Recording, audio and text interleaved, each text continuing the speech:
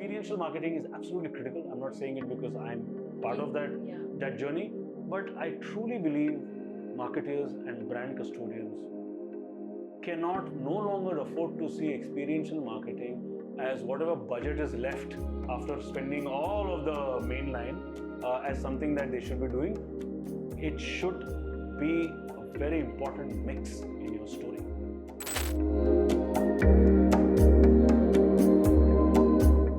Hello everyone, welcome to yet another episode of DaveAIR. We are very excited to have Mr. Dilip Ramachandran with us. Thank you. He is the global head for PMG Asia Pacific. He is the creative director here with PMG, and he has been with Momentum Worldwide, and he has had a long explorative career, and he's an artist, he's a drummer, he's a musician.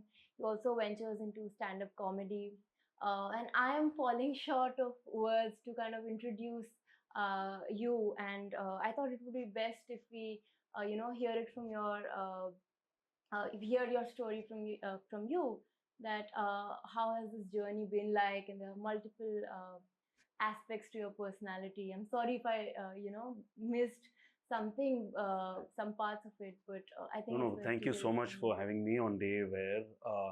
Just a small correction, I'm not the global head of PMG. Hopefully will be one day if the journey goes on well. I'm the head of PMG India office. I head their creative services. And for me, this creative journey started way back, like actually all the way back to when I was 4 years old, and that's when my my musical journey started. I'm South Indian. In our culture, we need to either learn a music instrument, either it's singing or it's dancing. Some sort of a traditional cultural infusion takes place. And I started off on the mridangam as a 4-year-old. And I think that's when the idea of ideas really hit me, that I could actually sit and have conversations with someone else, and that conversation necessarily didn't have to be spoken, right? You could play music, you could trade ideas, you could respond, they would respond back to you. This whole kacheri, jamming sensibility started off when I was really young, thanks to music. And growing up, I was a very shy guy. I was very antisocial. I think people scared me, but I found refuge in music. I found refuge specifically with rhythms, and I found great joy in finding various surfaces where I could play, right? And that kind of grew from me being a shy, lanky preteen all the way to being a very confused, chaotic teenager, and the way now. And what it's really done is music has shaped how I've approached all the various professional engagements that I've done. Right? Yeah. And I tell people that creativity is as chaotic as creating music. Leading teams is like jamming in a band, right? You exchange ideas, you jam with each other's points of view, you co-create, and you build something that eventually you're very proud of, as is music, as are ideas, as is anything that you create in life, right? And that journey has led me now to where I am. I work with an incredible agency.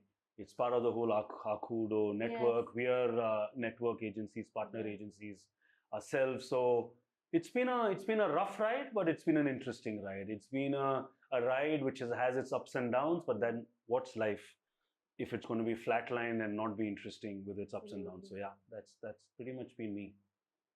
And I'm also like, I think I've picked up this really strong sense of, I would not call it definition, but like this idea of creation, creativity, right?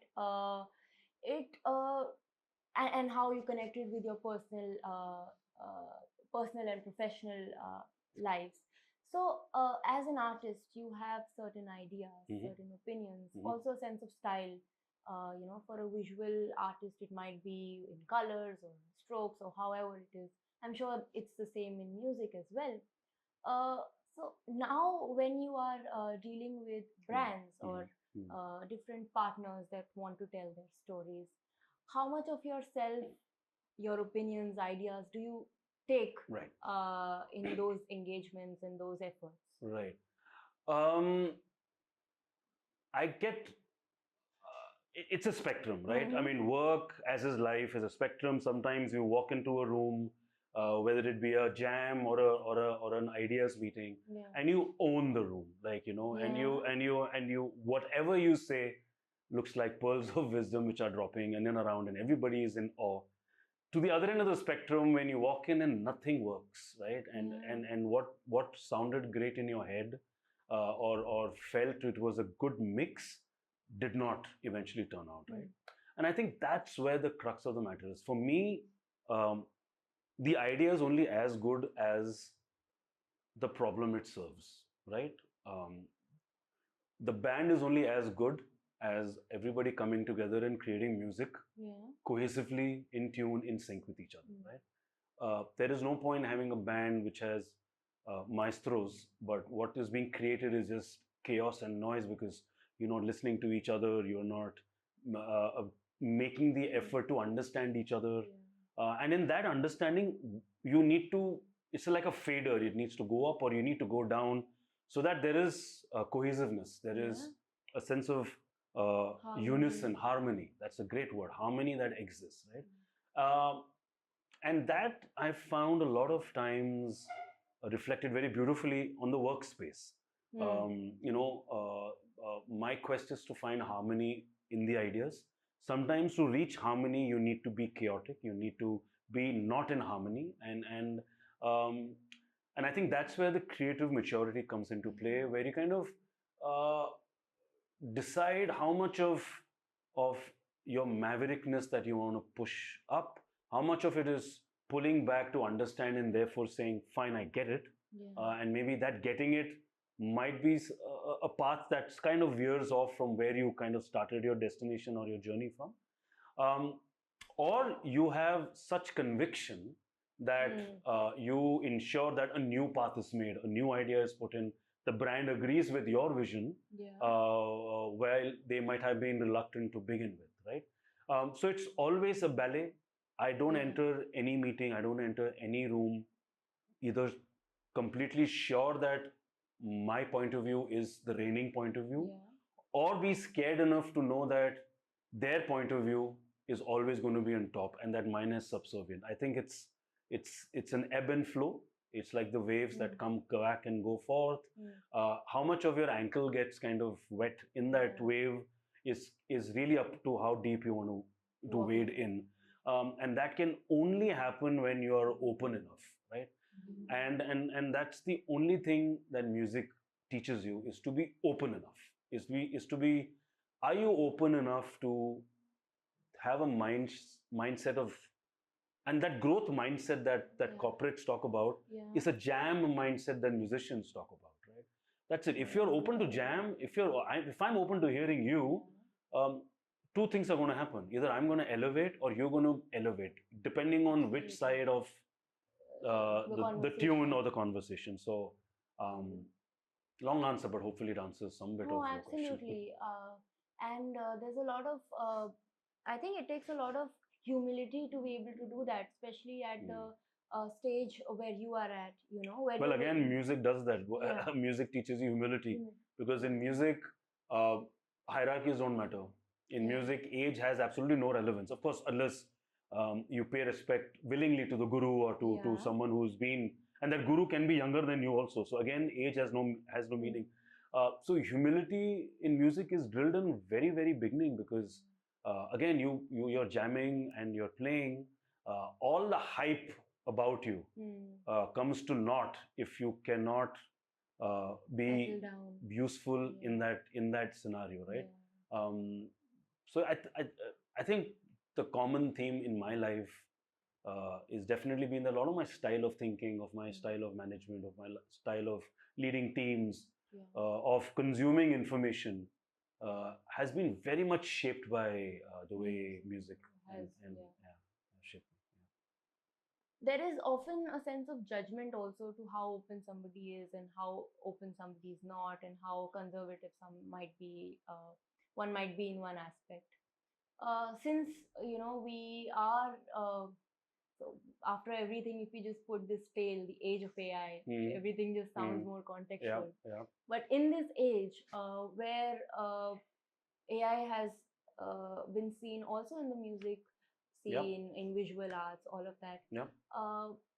And you having seen a traditional, conventional, sort of tangible journey with music, how do you see that? Of course, we will take this conversation further, but what are your initial thoughts to this? I love AI. People are scared of AI. I think it's the best thing that could have happened to us. I don't know who said this, but if I remember correctly, there is a quotation attributed to someone in the design creative leadership space. That's, if I paraphrase it, it says, "Great artists steal." Right? And there is nothing original in this world. There is nothing original in the world. Right? Let's be very, very cognizant of that one basic truth of humanity. Every single thing has been built on something which came before it. Some inspiration. Right? Some inspiration, some ideas, some sort of a thought, a blueprint, whatever, right? It might be from the same industry, same space. Could be from anywhere, right? Yeah. We are biomimicry species. Our evolution is dependent on mimicking, either movements or processes or whatever, or thoughts, right? We have always stood on the shoulders of giants. End of story, right? This is the way ideas have been formed. That's the way humanity has progressed. AI is therefore no different. It is, as a matter of fact, funneling all the giants that we can have access to. It's funneling all the inspiration that we can and giving us an opportunities to build on it. The problem is when you don't see the last part of it. The building on you have to build on it. If you're going to be using it as a scrapbook and then just tear the page out of that scrapbook and then present it, right? Frame it. Then of course you're going to be very scared, because you think that is the whole point of AI is to offer you solutions. You're going to be very insecure because it's going to be giving you ideas that were not formed by you. So therefore you think of it as this eternal spring that gives you ideas. But it's none of that. It's giving you an incredible opportunity to build, right? And build you must. And therefore, I think going forth, the people who have the ability to build are the ones who will be successful. The people who don't have the ability to build from this given, right, are the ones who will be transactional, right? And therefore might fall off the wagon, right? That's one aspect of AI, right? AI, and I think especially from a music perspective, so I'm a drummer, right? I'm a percussionist, but I don't know theory that well. As a matter of fact, I might not know theory at all, right? What does AI therefore enable me and arm me with now is that I can go onto any of the music creation, generative creation platforms. I can now give it a prompt that is my idea, and it will spew out multiple versions of what I had in my mind, right? So now it's enabling, but that prompt is absolutely integral to this process. I need to be very sure what I want to begin with, right? The clarity. But it's arming me and is enabling me now, which I couldn't do 5 years back, is it's throwing back something that was just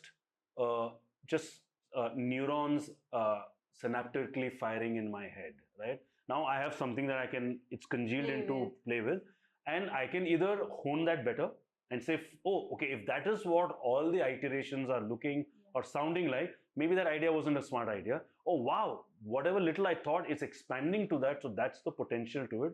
What can I build this now further onto? Can I take that piece? Can I go back to my band? And can I say, listen, that's the idea I have. That's what Gen AI has thrown out.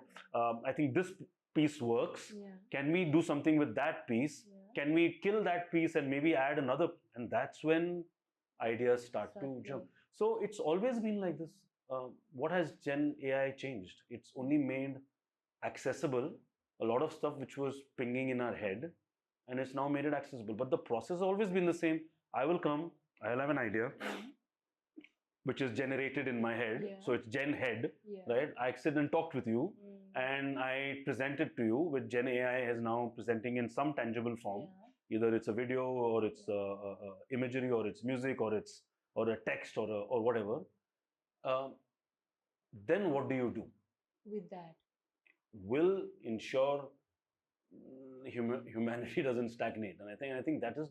I think people who are getting really scared of the potential of AI are the ones who were anyways never able to harness or didn't think they had the ability.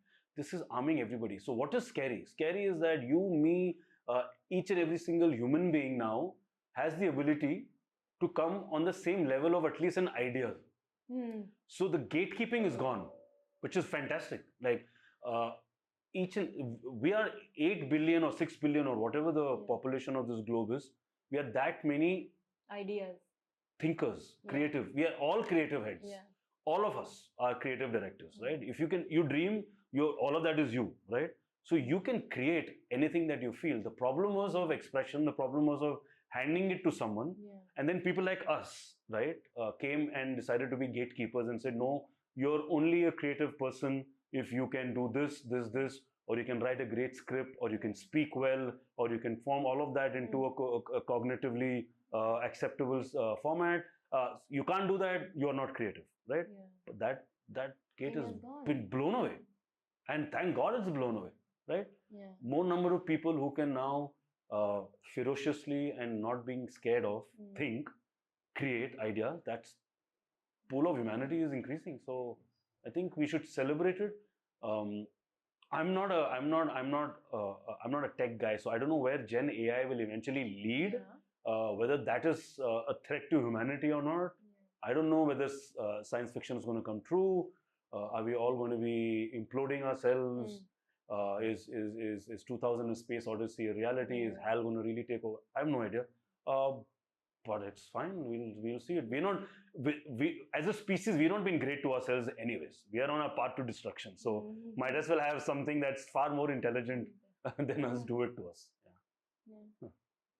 No, but I think very rightly pointed out that it is a world of access now. Very democratic. At least the first step of creation has become that. But if we touch a little bit of stagnation and relate it with Gen AI and maybe get into generation versus creation. In that sense, what generative AI sits at currently is like piles of huge amounts of data, but now it's running out of data, and gone are the days where we would have thinkers, artists like Da Vinci or Vincent van Gogh or somebody else that we celebrate today, right? As it is somebody in history celebrated more than somebody who's actually making effort in the present, no matter their art is great or not. So eventually we will run out of this data.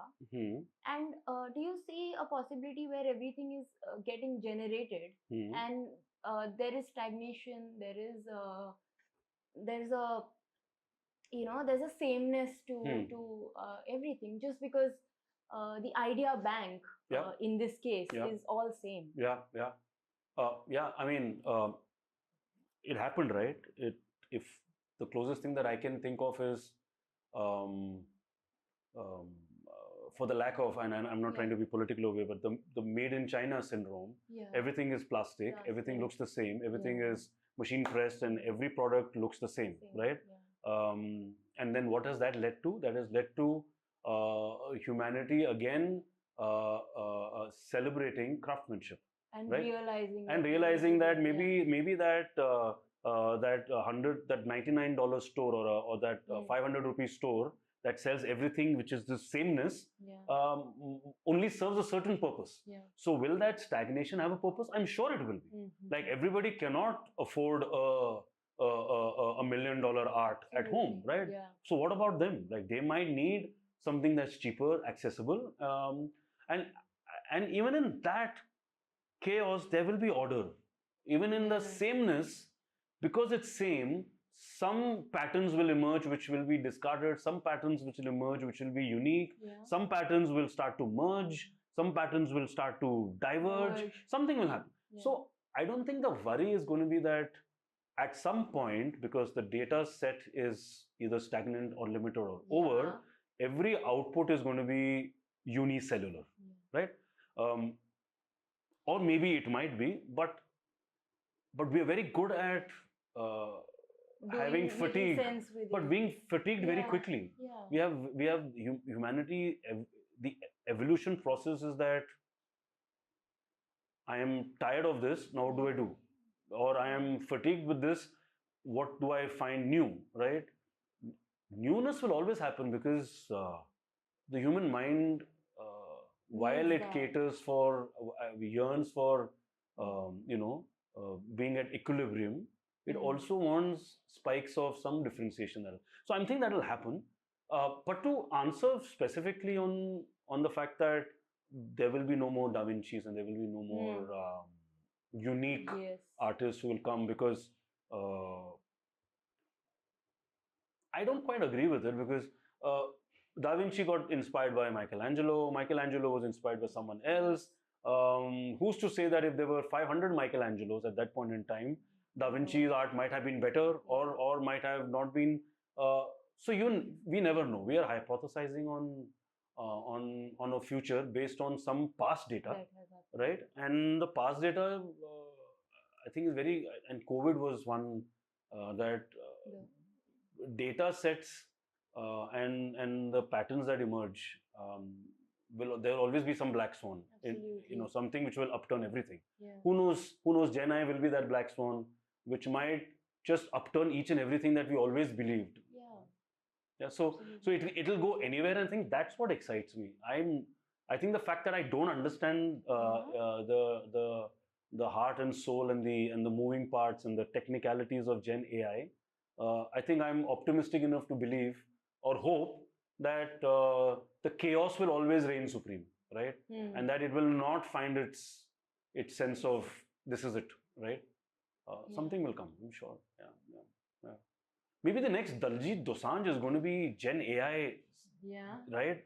And who knows, that Gen AI version of Punjabi culture might be bringing in stuff that maybe humans were never capable of doing, because we end of the day, we are all frogs in a very tiny pond. Maybe it's time to break these wells, and maybe it's time to have that period of frogs creaking all over the place, not understanding what's going on. But maybe something might come. Who knows? No, but then, so things like, let's say, auto-tune, right? In that sense, somebody who has had years of training and effort and is constantly working on herself or himself, when put against somebody who's using auto-tune, which is also a way of putting things in harmony and uses certain parameters to do that. In that conversation, where does I also have a problem with something very, like, I'm not a purist like that. Because it just puts that one group of people above the others. But then when somebody is genuinely put in that effort and has that, for lack of a better word, gift, how does a society like ours, while being aware of both the aspects, appreciate both of them? Both of these sides. No, it's a great question, and I'm very conflicted on it, because what is therefore coming out is that we appreciate and we pay for the effort, not the output. Right? Our value of anything is how much effort went to it, which is why handloom, handcrafted, craftsmanship, all of that is more important than a machine-made katana is inferior to made by a Japanese. And surely, and why not? Because you're not buying the product, you're buying all of that knowledge, you're buying the time, right? You're buying history. You're buying history. You're buying a story. You're buying story. We're all storytellers. We love story. We're still, irrespective of whether we are in 2100 BC or in 2100 AD, we all are still cave people sitting in front of a fire listening to stories. Only the story and the cave has changed, right? So if that is the case, and if we are buying stories, and if we are buying process, and if we are buying the backstory of it, right, then we have to be discerning enough to therefore uh, sift through auto tune, or here is this singer who's put in 10,000 hours of talent, right? Um, and conversely, if we are a society that cannot even make that distinction, we are doomed anyways, right? We are then that asteroid should come, hurtle at us, and destroy us, because we anyways don't have any appreciation, judgment, right? So it's not. It's so therefore the confliction is: do I have a point of view on a drummer, since that's my space, who uses AI tools on their album, and that album sounds absolutely amazing, uh, too perfect, or they've been smart enough to program in the warts and the blemishes to look very human, and I can't feel the difference, but this is a great piece of music that I've heard, right? Um, do I belittle it to an all 100% organic, which I know therefore had the hours of practice, the dimly lit practice pads, the bruised fingers, the paper that were crumpled, the frustration, and all of that. Depends on what I. For me, that's a backstory. That's something that I value, because I can have a connection with that. I understand this process could have been a one night stand, or could have been years in the making, but it was a process, right? It was either moments of just wizardry that happened. They all sat together in that one room, they pressed record, and magic happened, right? Or they used a box, which is an AI box to do it. So I don't know. I guess we need to therefore be clear on what we value more. If we value the product more, then it should not be a problem. If it does, you put in. So it's a little easy for music and poetry, because you are writing about self-expression, right? Therefore, it comes across as fake if an AI has written the lyrics. Where is that? But you flip it around and say, but it has all the expressions of humanity, becomes a problem when it comes to music or poetry, or any form of art, that you're buying, what you're buying is pain and joy and pathos and emotion. Then maybe you have a point saying that, well, what does AI know? But if you flip it, then AI has all the pain of generations funneling through it, right? So what you're hearing is therefore the pain of the species, not just pain of you or not pain of her. So it could go either ways. Personally, I love the process of putting down the hours to understand each other, right? But do I necessarily have to reject the other part of the spectrum? Maybe no. And I'll dumb it down, and it's not apples to apples. Well, I'll dumb it down. If that was the case, then all the 50s rock and roll is a sham, right? The chamber orchestra of the 1700s is a sham because it was technology, right? Miking anybody is a sham because you're enhancing voice, and the ability for it to reach is not true to humanity. Um, it's making it too simplistic, my argument, but then it makes a point. But it's a continuation of that, right? It's a banging on rocks was made simpler by using animal skins, by synthetic skins, made by electronic drums. It's now being made by AI. So maybe it's the same process. Who knows? Yeah. So again, for me, it's a case by case evaluation. I listen to all forms of music, from jazz to psytrance to banging electronica to really singer-songwriter kind of stuff. All of them have different processes. Electronic music is 100% made in a box, right? But that doesn't take away from what it does to you at that. So I pick and choose depending on what I want to emote and what kind of emotions I want to feel, and do it. And therefore, for me, music made by Gen AI, I find it funny because and I'm really intrigued by the fact I wish it was there 30 years back. Maybe I would have been a different musician. Who knows? right? Hmm. So To experiment with yeah, it. so a lot of complaint I think is also guarded jealousy that people didn't have, that generation didn't have access to this, right? Purists swear by the LP, but, and I have quickly plug in my X Band's LP, listen to them, Parikrama, who say that the tape and CD killed it, right? The imperfections of the vinyl and the groove, analog. But I'm saying this is a never-ending story. Then this will go on forever. Trust me on this. And the way timelines are being scrunched. In 2 years' time, this Gen AI will be, people will say, no, but that Gen AI was better. At least it had its artifacts. This is too perfect. We should, go back to that Gen AI. Chat GPT was great. I know this new GPT is crazy. It actually is like me writing. I like that because you knew it was. You knew it was. Who knows where things will go? Yeah, definitely. Technology makes a monkey out of us, and I think the whole idea is, therefore, not give technology the importance that it deserves. It's an aid. It only is making your skins and bones and your nerve and your nervous system and your brain and your gray matter flourish. Use it like that. Enjoy it. If you think it's going to supplant you, and then obviously you will never be satisfied. Absolutely. I think I should turn into a new age guru. What do you think? I think subscribe, like, and comment on this video. Well,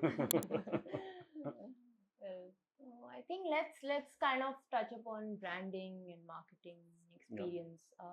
It's already growing, and a lot of people are looking for things to expand and tell their stories. Let's probably start with a creator who we already established that there's nothing original, but still doing something different or not trending.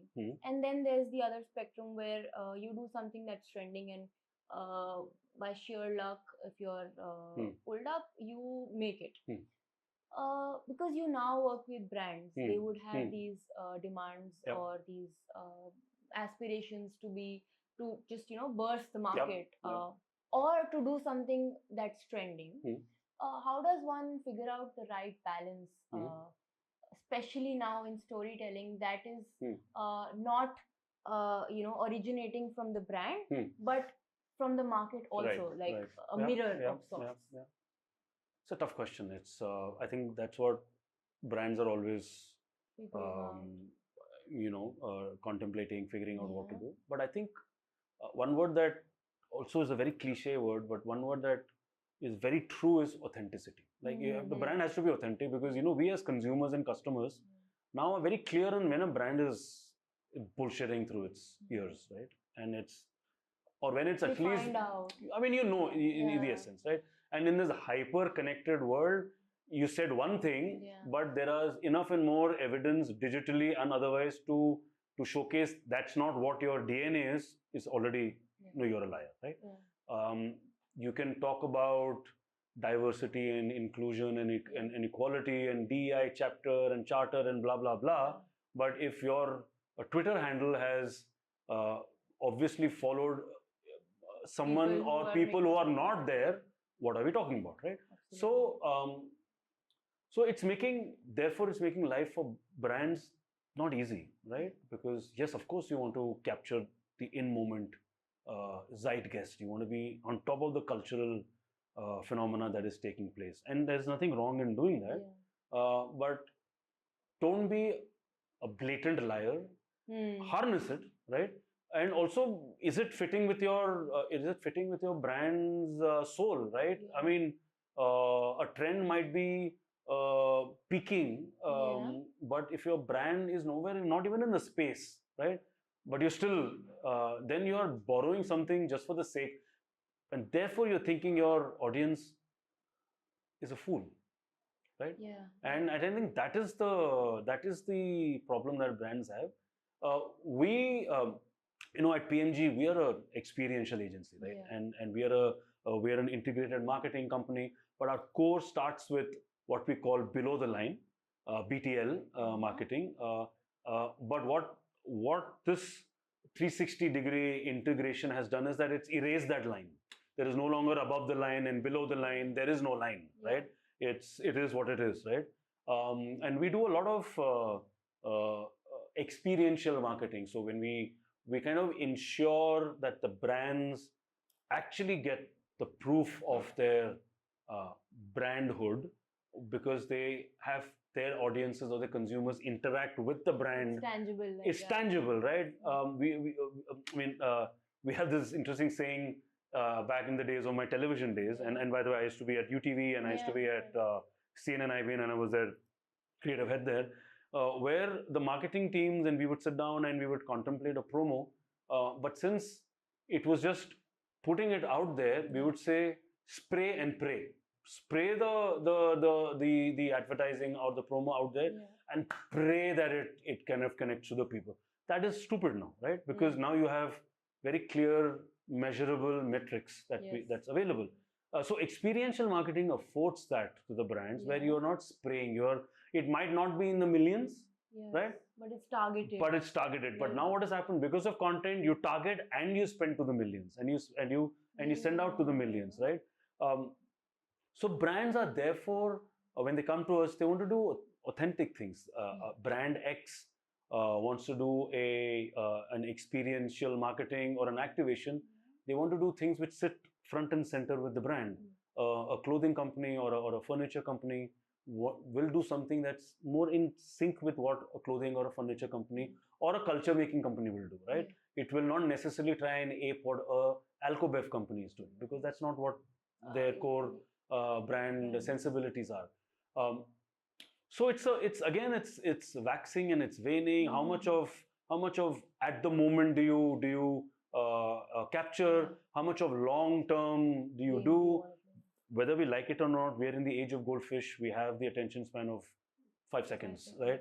So brands cannot escape that velocity. Brands will have to be be in that goldfish. Be aligned to those have to. ideas. But what is also that you do, which kind of feels true, authentic, is the perennial problem that now marketeers and brand custodians have.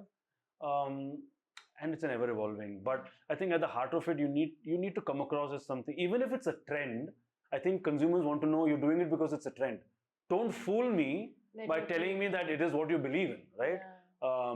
We get it. It's great content. I'm here for content. You made great content. Great, right? Don't expect it to do more and then that, because then I'm not buying that story. So so we kind of use some of those principles when we kind of create consumer facing. A bulk of our work is brand facing. It's B2B, where some of these things don't come in the way, right? Because it's very focused. It's for people who are in the trade, and therefore there are far more important and deeper conversations that are taking place when we craft experiences. But yes, this dichotomy comes when you're doing consumer facing experiences. I think we'll touch upon experiential marketing a bit further, but I was having this question that, the audience is changing, and that will always be the case. But one thing that people always like, even when we make friends or we find partners or things like that, that sense of humor is something everyone's looking for. No, absolutely.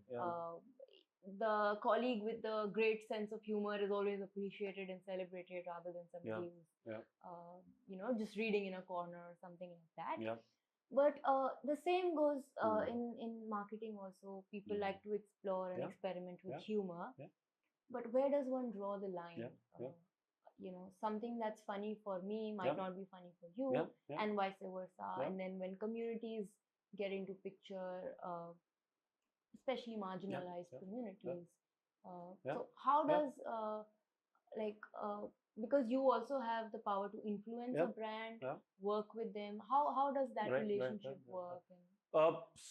Something that comes to my mind that Seth Godin, who's this marketing guru, talks about is the minimum viable product or your minimal viable audience, right? So what is that? And again, you cannot cater to everybody. If everybody is your audience, then of course you're going to be pulled in all directions, right? And maybe your product is too compromised, and it's too shallow, and it's too right. But if, for example, and I'm making this up, so I might be messing this up, but if you're an auto brand that has the TG of 50 plus because you're a supercar manufacturer and luxury car manufacturer, and that's your TG, then your humor and your luxury, your humor and your point of view, and therefore your take on society and culture, which is what humor is, will be centered there, right? Now that might piss off someone who's not that target audience, right? It might come across as elitist. That joke might come across as entitled. That joke might come across as looking ageist, looking down on someone. It's possible, right? But it made for a great joke that TG got it, and that TG said, "Yeah, I like it. That's funny because that's me, or that's somewhere, that's my cohort, or whatever." But maybe I might say, "But that's really being cheap or crass." Maybe, right? The brand has to take a call. It cannot make me happy because I'm not part of their their TG, right? It's not centric to me. So therefore, is that joke so funny that it's worth the negative publicity? And every publicity is great publicity, right? Is that worth it? If it is, then go for it, do it. But if it is just crass at a human level, then you're only doing it for again views. And our consumers now understand. Our audience gets it. You and me get what's being done just for, it's a clickbait. If it's just a clickbait, guess what's not happening? Clicks are not happening, right? So we're evolving. And I think while we are being fragmented, we are also being very fragmented into very crystallized forms. We know this, we know that. We are not fools. Earlier on, we didn't know. Was that authentic? Was that true? Do I need to be offended? I don't need to be offended because this is a stupid clickbait. People know that now, right? People know that. But really, the codes of humanity haven't changed. If you're still creating things that are crass at such a base level, you need to do better. Then and your advertising depends on that, then you got your brand and positioning completely wrong. So that's the only Bible. The Bible is that, is it, do I need to really kick someone to find joy for my things? Then guess what? There are only so many people you'll be able to kick before either the one who's being kicked stands up, or people say, I don't want to be part of this. This bully doesn't deserve my courtyard. I agree. And while I think an angle that I never thought of is that it's okay to have a joke that aligns. It's like, it's okay to piss somebody off. I think listen, I am very liberal, right? I could be borderline feminist. Also, the painted in the corner that it bristles me, but I don't know whether I'm woke. But I'm not super sensitive. That's what I am. If that's woke, then so be it. I don't think I need to take umbrage on everything. I don't, right? While I am okay with people having, for example, this whole, the LGBTQ trans conversation, people are divided on the line, right? I don't care. Like if that, I don't care till it affects me, for example. And that's where my not being a hypocrite really works, and being pragmatic really works. It does not affect me. If works for you, good for you. He, them, they, he, she, whatever works for you. Identify yourself as anything, right?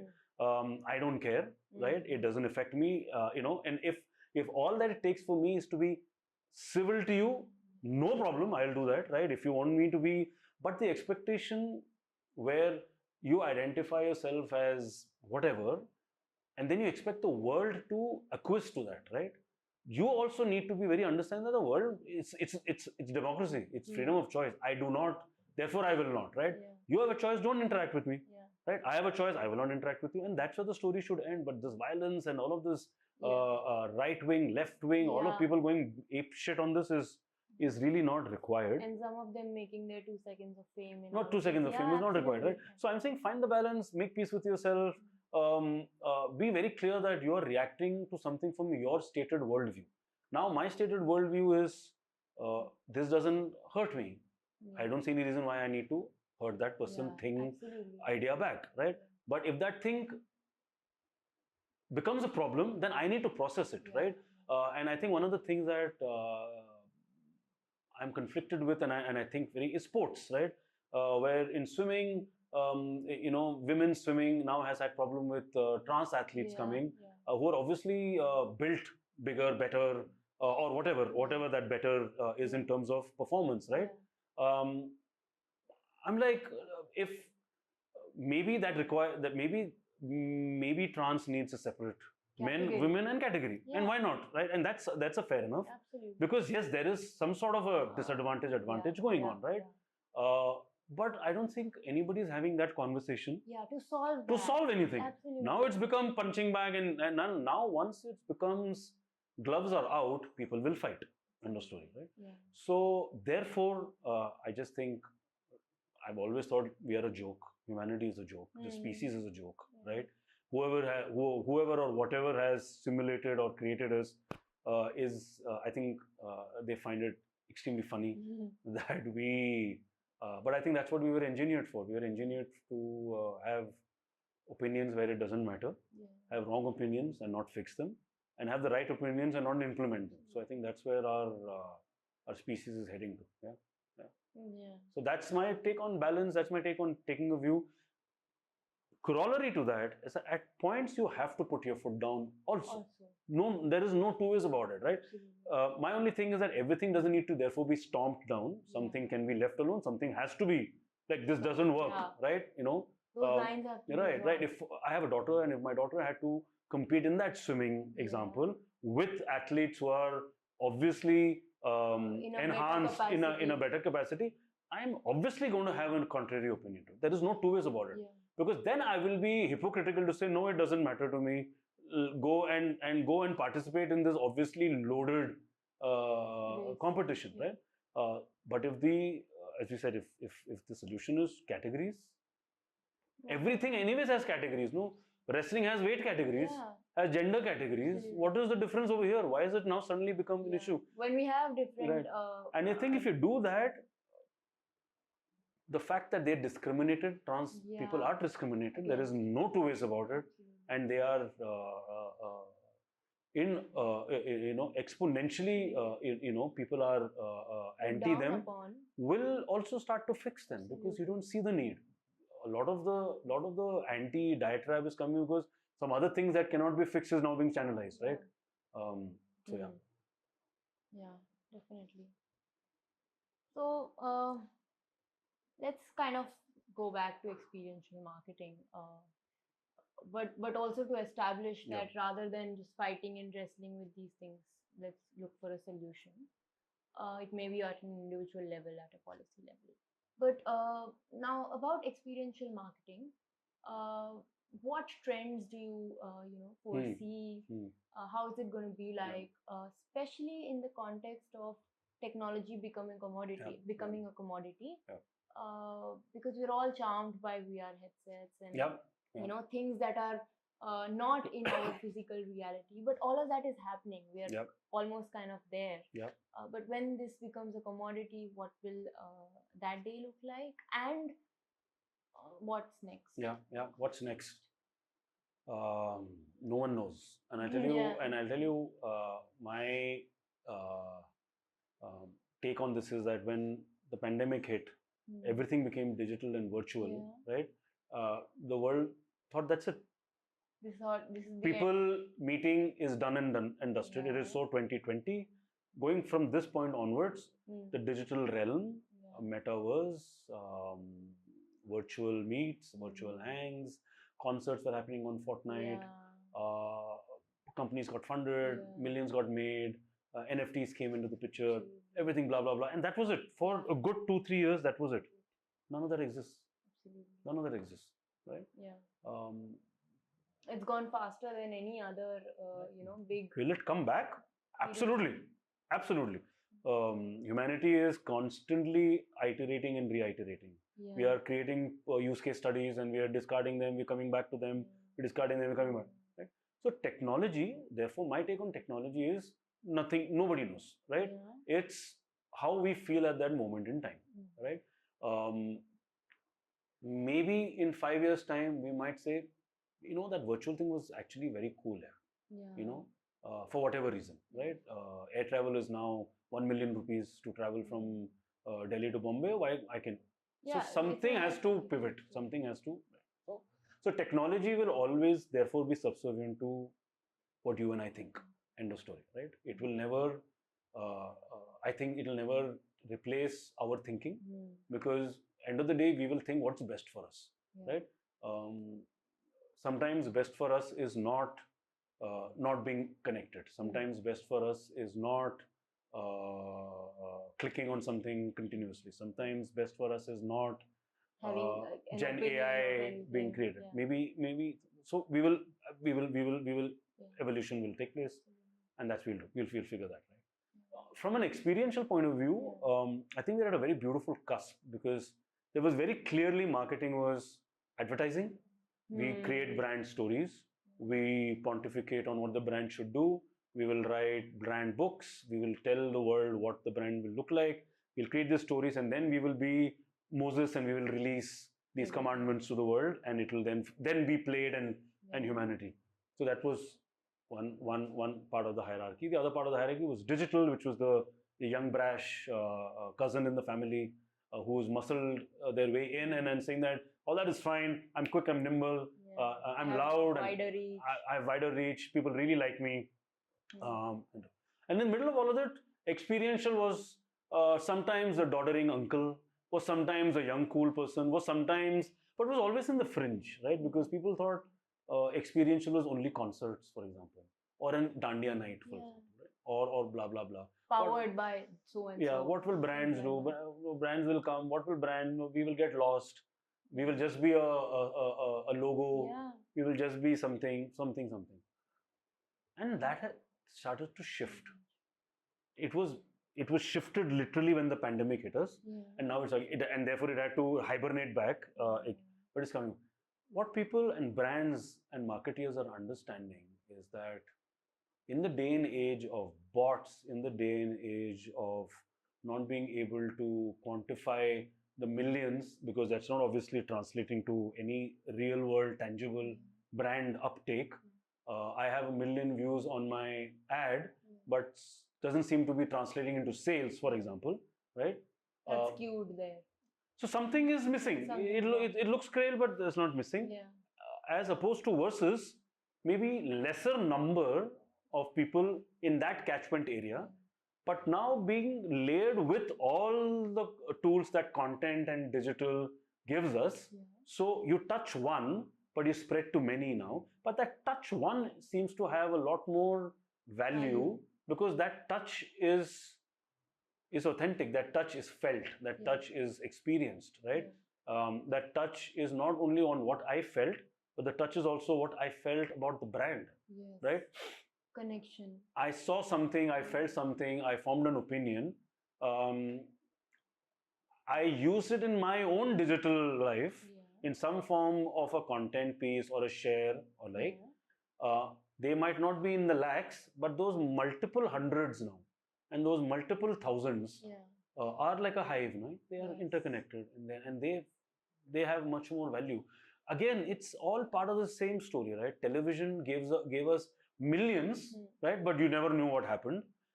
Digital gave you maybe not millions every time. It gave you your community, but it was a little better, because now at least you know where it was going. But it was still little fragmented.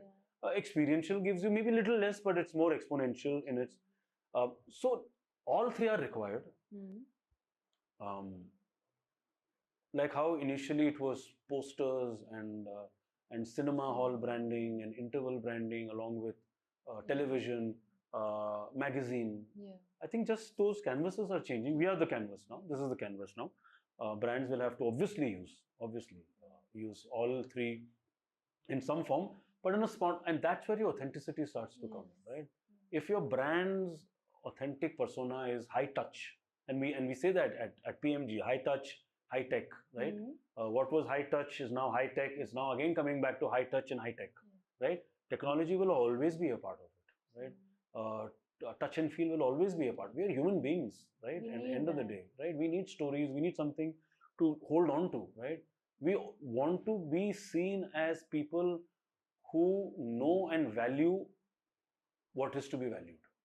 Therefore, I have a soul, and therefore I think this djembe is good because it was built and it was tied together, and someone worked on it, Yeah. and that's the story I am playing, and that's the story I want to connect with you, and that's the story that when I meet other djembe players in a drum circle, we will compare our djembes, and we'll have stories to say.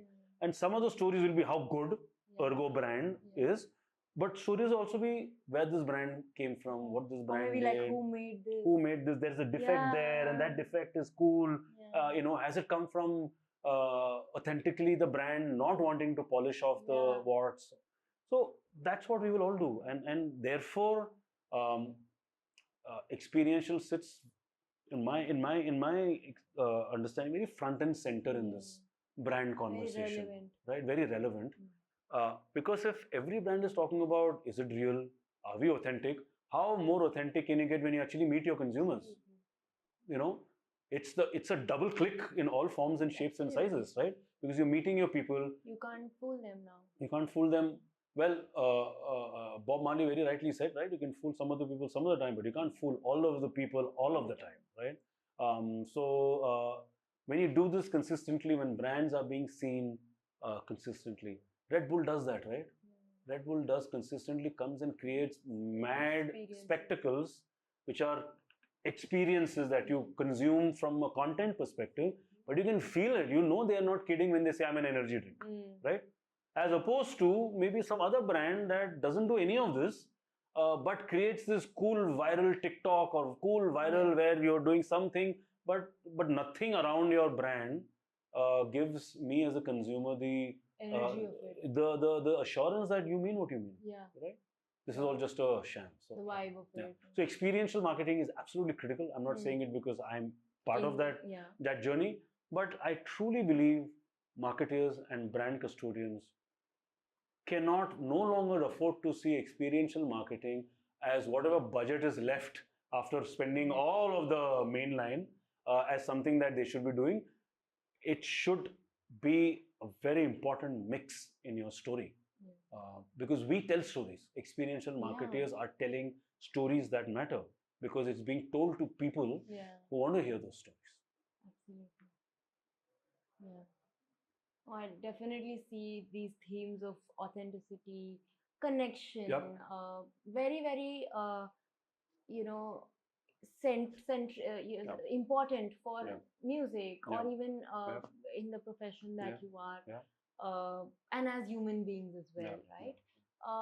But if we are to now kind of bring all of this together and present them as some takeaways. So maybe we can discuss maybe three or 4 takeaways from this conversation.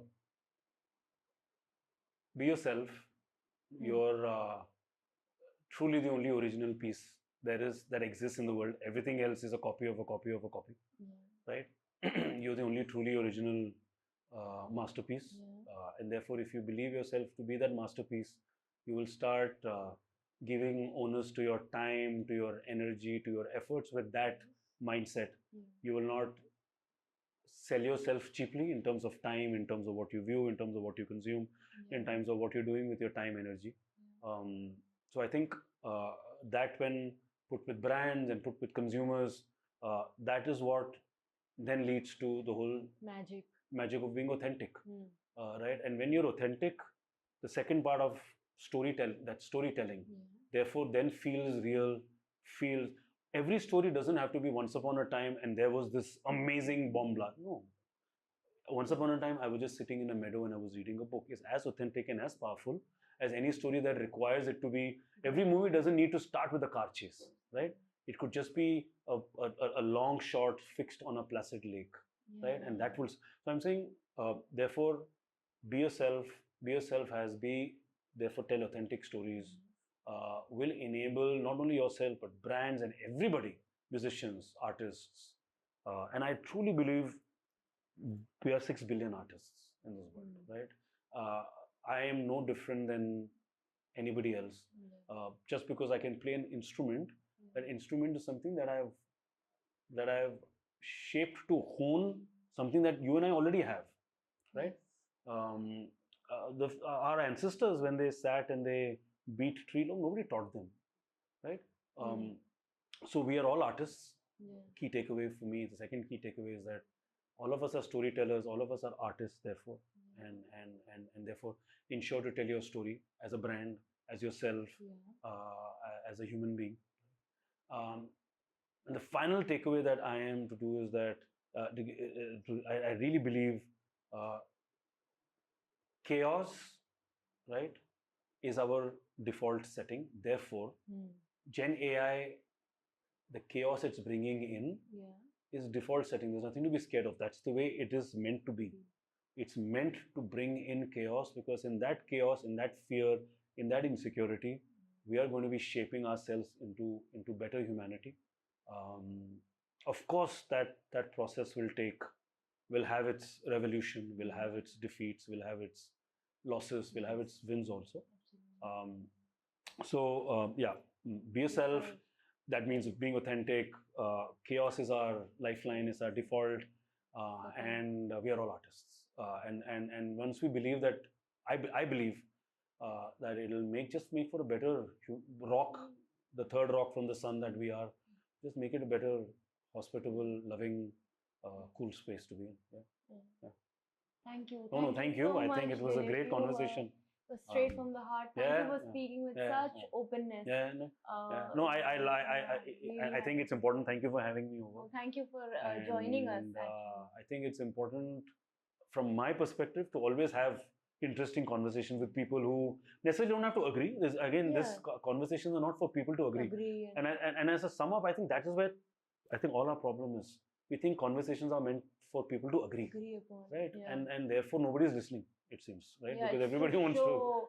And to then. So I think today's was fantastic. It was, and I'm glad I could take the time out, because it was, but I'm just glad I didn't have mundane things that could have clouded that calendar.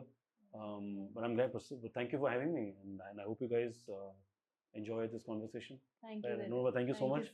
I think it was really lovely. And I'm so glad that DaveAIR is doing this. I mean, as a partner agency, as a family agency, it really gives me a lot of happiness that Dave and PMG and Hakuhudo and Math and all of our larger AGL, all of our larger, network can all at some point in time start pinging together, right? We can create magic as a network that we should, and we are.